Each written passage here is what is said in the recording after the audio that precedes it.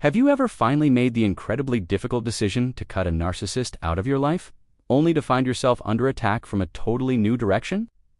Suddenly, mutual friends, family members, or even coworkers start questioning you, criticizing you, or pressuring you to just give them another chance. It feels confusing, isolating, and utterly exhausting. This isn't a coincidence.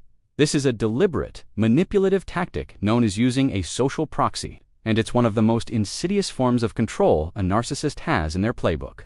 Welcome back to the channel.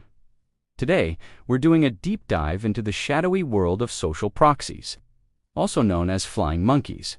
We're going to break down exactly what a social proxy is, how narcissists recruit these people to do their bidding, the disturbing psychology that makes this tactic so effective, and most importantly, how you can protect yourself and maintain your sanity when you're being targeted. By the end of this video, you'll have a clear framework for identifying this behavior and shutting it down for good. So, let's start with a clear definition. What exactly is a social proxy? A social proxy is any third party that a narcissist uses to carry out their agenda indirectly. Think of them as messengers or agents. The narcissist outsources their abuse to these individuals to achieve several goals they can no longer achieve directly, especially if you've gone no contact. This can look like a lot of different things. It might be a friend who calls you up to spread rumors or share some concerns that are really just the narcissist's talking points. It could be a family member who tries to guilt-trip you into breaking your boundaries. Or it could be a colleague who suddenly starts monitoring your work more closely or subtly intimidating you. The goal is always the same: to harass, control, and destabilize you without the narcissist having to get their own hands dirty. In the world of narcissistic abuse recovery, these proxies are famously called flying monkeys. This term, borrowed from the Wizard of Oz, perfectly captures the dynamic. The Wicked Witch doesn't attack Dorothy directly all the time. She sends her flying monkeys to do the scary work. Trauma specialists and survivors adopted this term because it so accurately describes someone who, whether knowingly or unknowingly, acts on behalf of an abuser.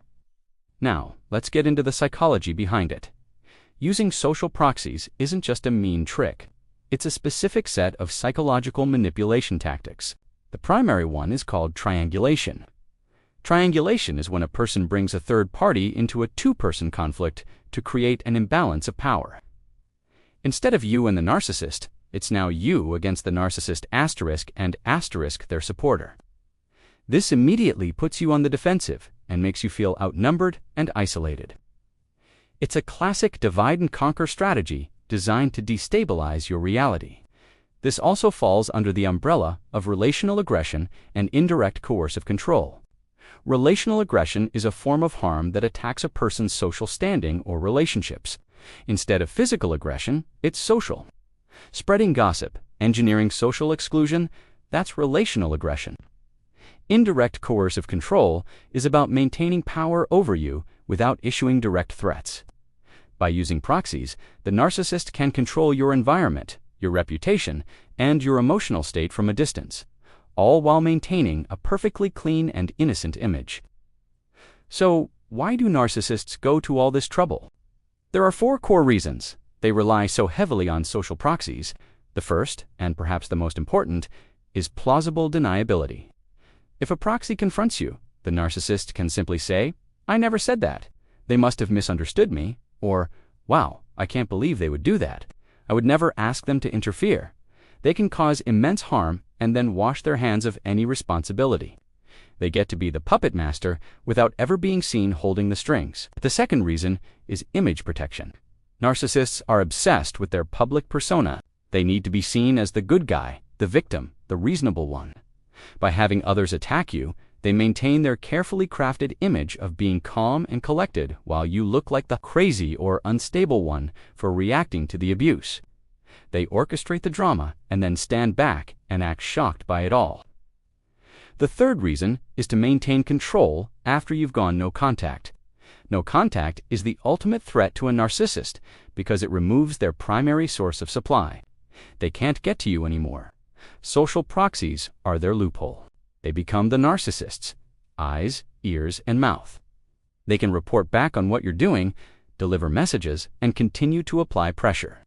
effectively breaking your no-contact boundary without directly contacting you themselves.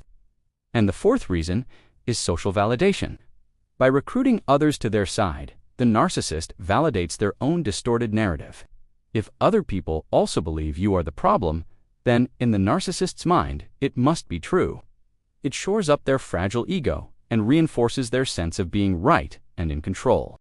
Every person they turn against you is another piece of evidence for their manufactured reality. Now, it's important to understand that not all flying monkeys are the same. They fall into a few different categories. First, you have the loyalist. This is often a close friend or family member of the narcissist who genuinely believes their skewed version of events. They see the narcissist as the victim and feel a sense of duty to defend them. They are often blind to the manipulation. Next is the opportunist. This person may not even like the narcissist, but they see an advantage in siding with them. Maybe they want to gain social status, favor at work, or they just enjoy being part of the drama. They are accessories to the abuse for their own selfish gain. Then there's the conflict-avoidant proxy. This person is uncomfortable with tension and just wants the conflict to end. The narcissist convinces them that the easiest way to restore peace is for you to just give in. They'll pressure you with phrases like, "Can't you just apologize?" or "Life is too short for all this fighting." They're not malicious, but their desire for a quick resolution makes them easy pawns. Finally, you have the smear agent. This is someone who actively participates in spreading lies and gossip to ruin your reputation. They might be a fellow narcissist or someone who enjoys tearing others down. They become the narcissist's primary tool for a smear campaign. So, why does this tactic work so well on a psychological level? It preys on a fundamental human fear, the fear of social rejection. As social creatures, our brains are wired to seek belonging and avoid exclusion. In fact, neuroscience shows that social exclusion, being ostracized or rejected by a group, activates the very same regions of the brain that process physical pain.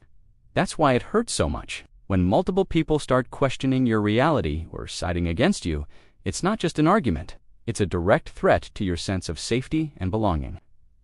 It's designed to make you doubt your own sanity, your own perceptions, and your own decisions. The goal isn't to win the argument, the goal is to destabilize your nervous system. Now, for the most important part, how to protect yourself. The first rule is critical. Do not engage or defend yourself emotionally to a social proxy.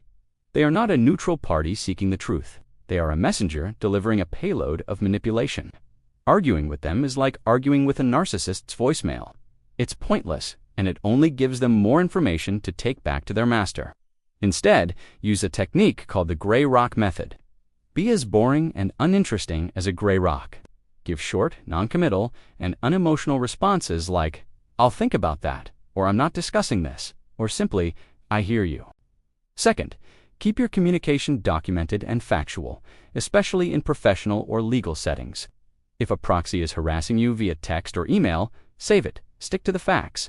If they say, "John is really hurt that you're being so cold," you don't respond with, "Well, John is a narcissist." You respond with, "My communication with John is a private matter between us." Refuse to get pulled into the emotional drama. Third, explicitly refuse to be triangulated. You can say this calmly and firmly. If a friend says, "Well, Sarah told me that you can interrupt and say, "I'm not comfortable discussing Sarah with you. If she has an issue, she can speak to me directly." This draws a powerful boundary and exposes the triangulation for what it is. You are refusing to play the game. Fourth, and this is essential, you must strengthen your independent support networks. The goal of social proxies is to isolate you. The antidote is connection, but with the right people. Nurture your relationships with friends, family, or therapists who were never part of the narcissist's circle. These are your reality checkers, your safe havens. They can remind you that you're not crazy and that your perceptions are valid. This independent network is your lifeline. And finally, I want you to internalize this powerful truth. If a narcissist needs to recruit an army of people to attack you, you have already won.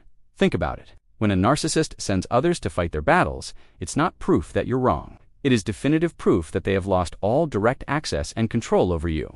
Your silence threatens them, your boundaries expose them, and your independence absolutely terrifies them. Their use of proxies is a desperate last-ditch effort to regain the control you so bravely took back. It is a sign of their weakness, not your failure. Hold on to that knowledge. It's your shield.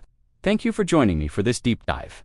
Understanding these manipulative tactics is the first step to disarming them and reclaiming your peace.